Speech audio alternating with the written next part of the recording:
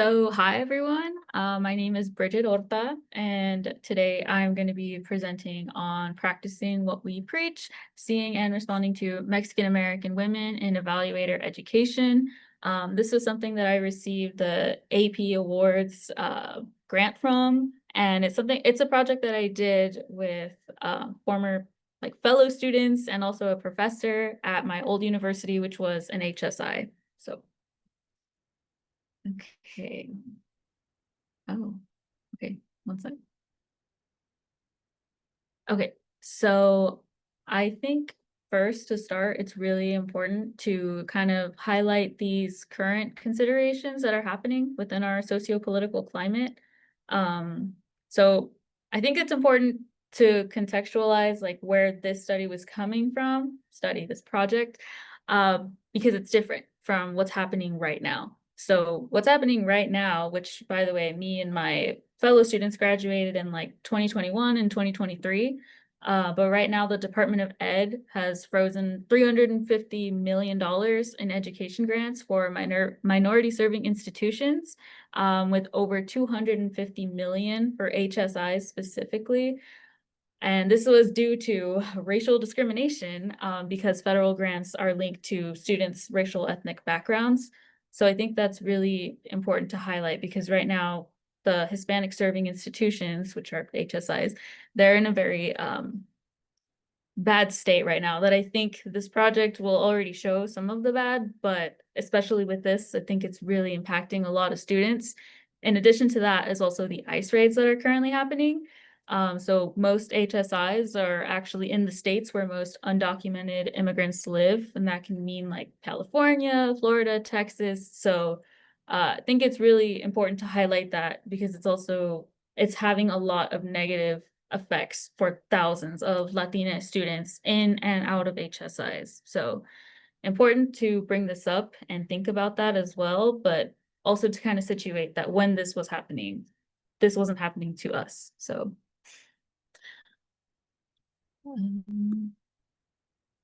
okay, so what is culturally responsive evaluation? Oops.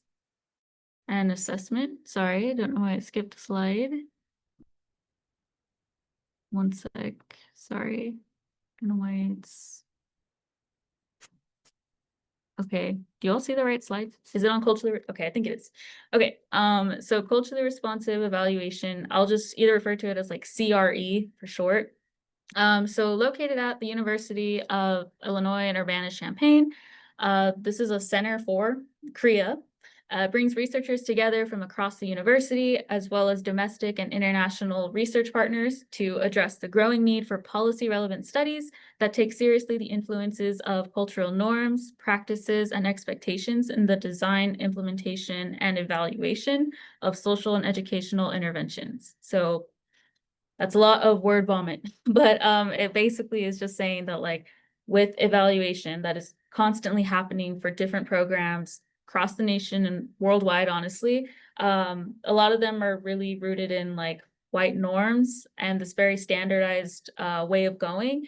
But that is why culturally responsive ones, CRE, they really do take into account cultural norms and practices, knowing that that's going to look different for the different communities that these programs are serving.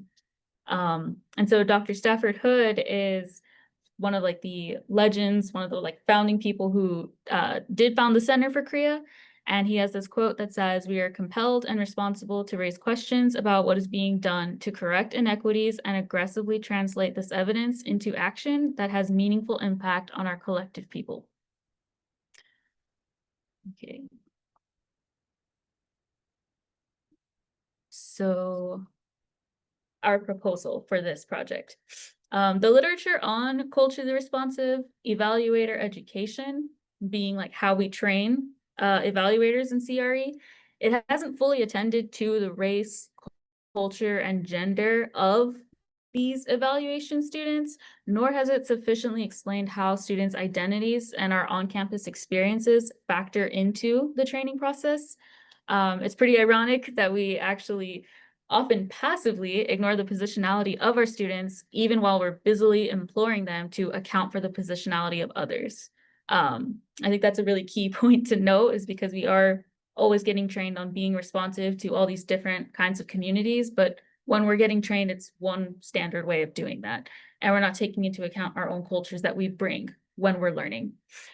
So with that, we take one step toward addressing this problem by describing some strategies for teaching and mentoring Mexican American women as evaluation students.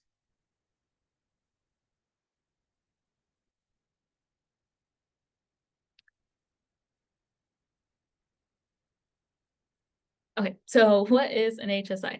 So an HSI is a Hispanic serving institution, and that's usually a 2 or 4 year institution that enrolls at least 25% of Hispanic or Latinx full-time equivalent students.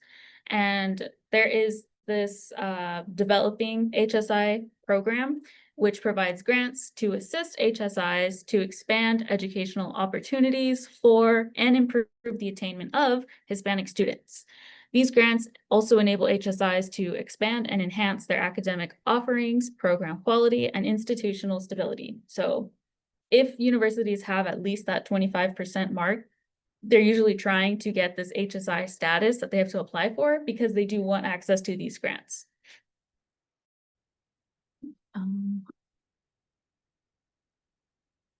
Okay, and why are we talking about HSIs, right? If we're focusing on Mexican American women.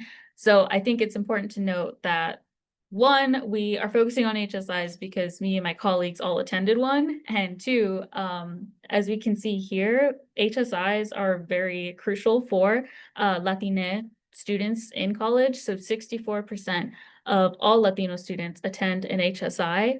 And as we can see, like on the right-hand side, in that span of 30 years in 1995, we had 340,000 Hispanic undergraduates enrolled in an HSI.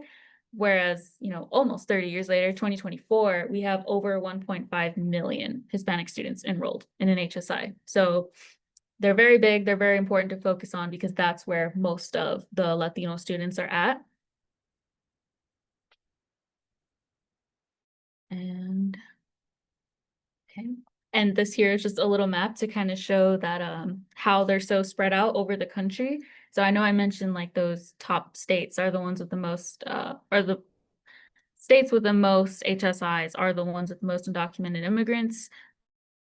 But as we can see, they're really spread out over the country and they're definitely like on the rise again. Well, they were for the sake of the grants. Right now, things are a little bit different with our current administration. And so now kind of focusing on where Latinas fall in this racial hierarchy. So there's this phenomenon called proximity to whiteness, where basically people of color, non-white people, are aspiring to whiteness, and that's through like intermarriage, that's with relinquishing of wealth and suppression of their own culture and language. So whether that's like, oh, it's a great thing, I want to try to marry a white person, or, oh, I don't want to speak Spanish anymore, I want to lose my accent, like that is something that we can see some people doing. And they do that because there's certain privileges, there's certain benefits that can come with that. That can mean like getting some mobility in terms of economically, or it can mean like socially, you're more accepted. So gaining access to whiteness does have benefits, but it does come with the cost of devaluing brown bodies.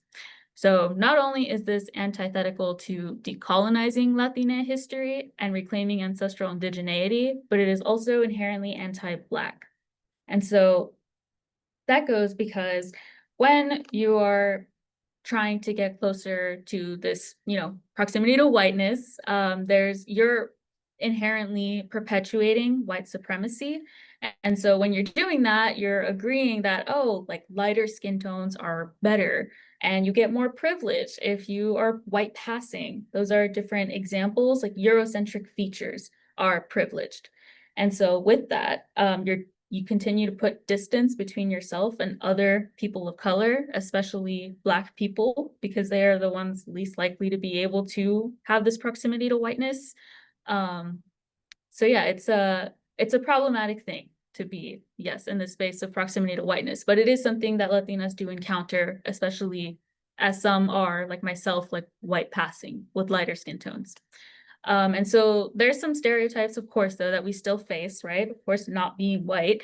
So Latinas are seen as they should be obedient and submissive. They often are seen as taking up too much space and also seen as unscientific and ruled by emotion, which is where we can see some of those things like, oh, they're so fiery, they're so spicy. That's where we can, yeah, kind of understand that, yes, there is that trying to get proximity to whiteness that is encouraged for sure in our trainings, in evaluation training, but we still know we're not white. And we know that because we do face these stereotypes that we can see that are very common in and outside of schools. And so how this kind of works with the proximity to whiteness is through this process of coercive assimilation.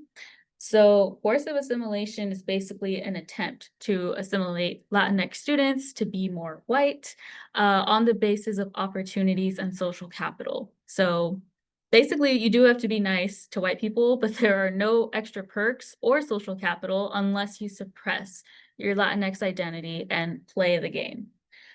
So that can look different for sure in lots of ways, but like, especially if you have like an accent or if you don't want to give up your Spanish, like that's something that is not going to get you very far. You need to have like the proper grammar and say things a certain way in order to keep advancing socially. So I think that's something that's pretty important to highlight because for me personally, and I'll get into this in a little bit, but there's also like this culture of silence that's also bred.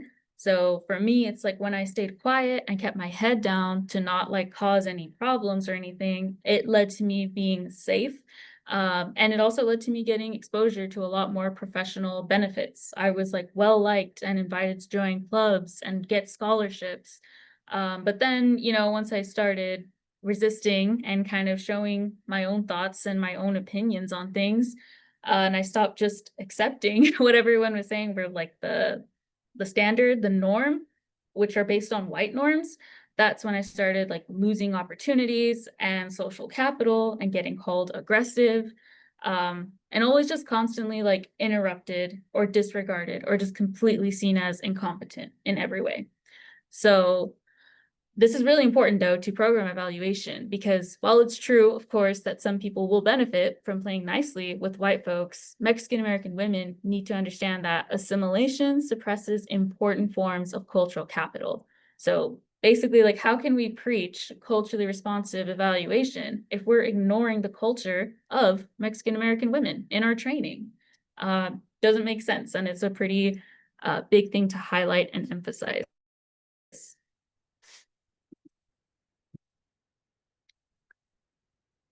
So what ends up happening with this process of coercive assimilation is that quantitative ways of knowing are prioritized.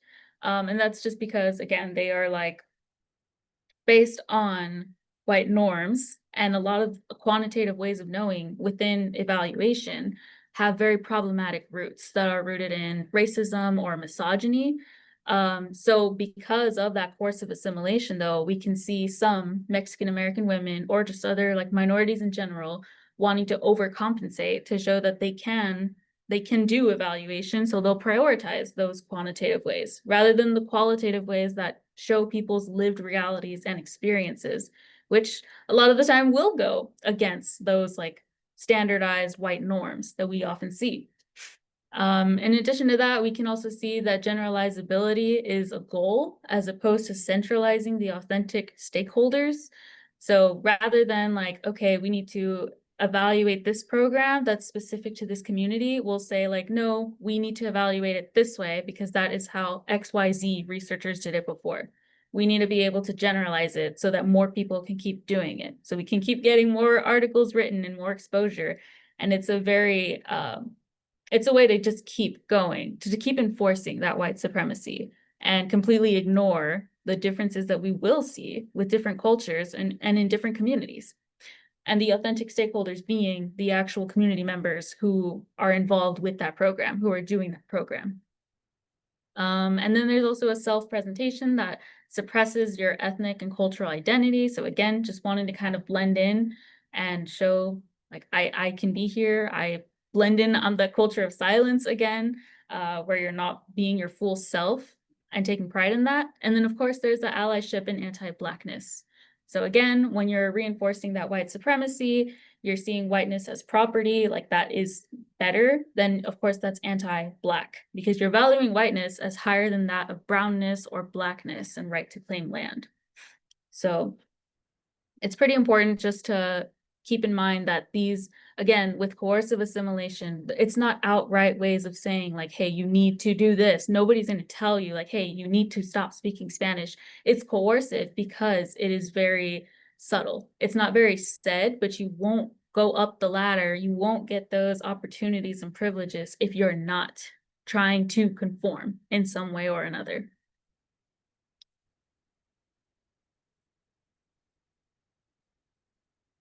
And then, of course, we have testimonios as well that go into this and how we've experienced coercive assimilation. For time's sake, I think I shared a little bit on mine and how I experienced it with having that culture of silence that I couldn't speak out. And again, if I did, then I was seen as problematic and I did lose opportunities. I think also just to share maybe from like one colleague, Mia, she did say, it is important to note that this HSI was not a hub for propelling Latinx students forward, but rather an institution using overt and covert assimilation tactics alike to create complicit students who were thankful for the scraps that they were given. Additionally, the power dynamic was often used to silence students like myself and my peers who would openly hold the university accountable for its passive treatment of its primary stakeholders. So yes, there's definitely a lot of similarities that we can see with testimonios, which center our actual lived experiences as Latinas, as Mexican American women.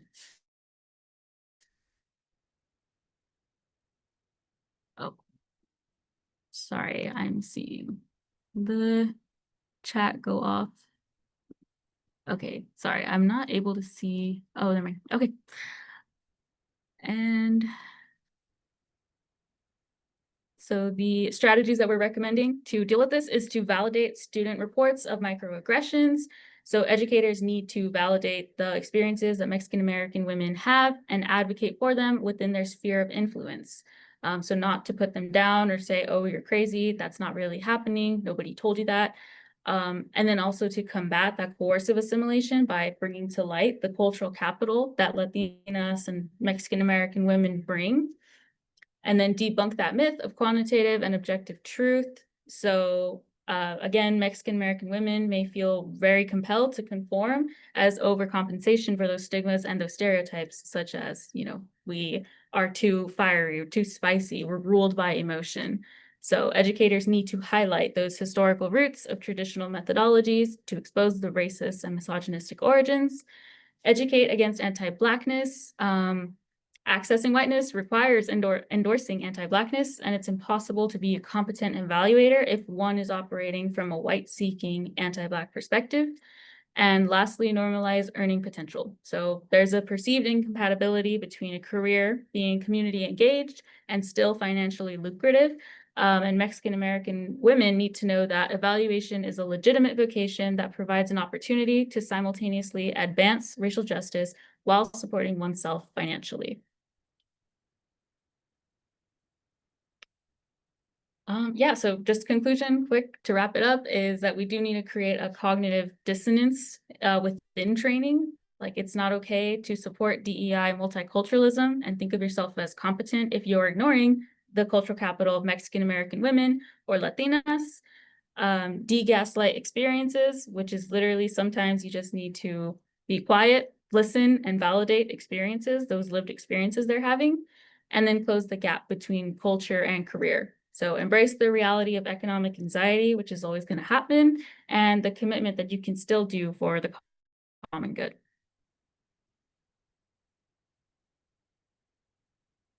Okay, thank you very much. That's all.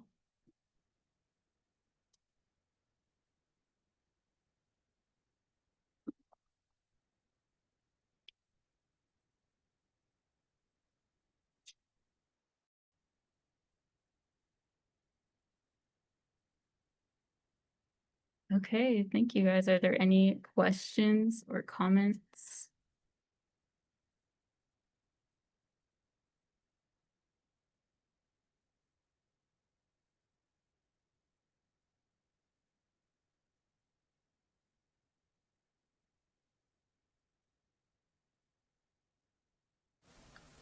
I guess I can ask the question of, given the information on your first slide and thinking about, the current environment, how do you, I know, I understand your conclusion, but like, how do you think you can give folks a little bit more courage to continue to do this work in this current state? Yeah. Great question that I wish I had a better answer for, honestly. But I think it's just kind of having that understanding that, of course, the Latino community in general is just going through a really tough time. And so kind of just offering that support and flexibility within the training, like if some students are scared to show up right now because of their family being undocumented, or just even if they are not undocumented, just fear of being grabbed and kidnapped by ICE. I think that's something that, should be at least discussed to kind of share those fears and support them. So yeah, small ways, I have like small ideas, but hopefully, yeah, we'll be able to see more large scale support systems that we can offer. Thank you. Mhm. I like to say that was very great information that you provided to us. Not everybody is aware of what goes on because, not everything is always put out there like that. But I agree, we're seen as, feisty or aggressive, but it's like I believe more we're passionate about our culture and we just want to be accepted for who we are.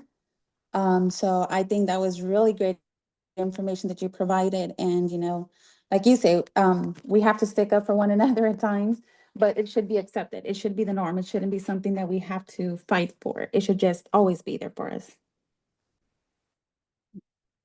Yep, very true. And I hope someday that that is a lived reality, but grateful for these spaces where we can, at least talk about it and make it an important conversation to change things. So thank you.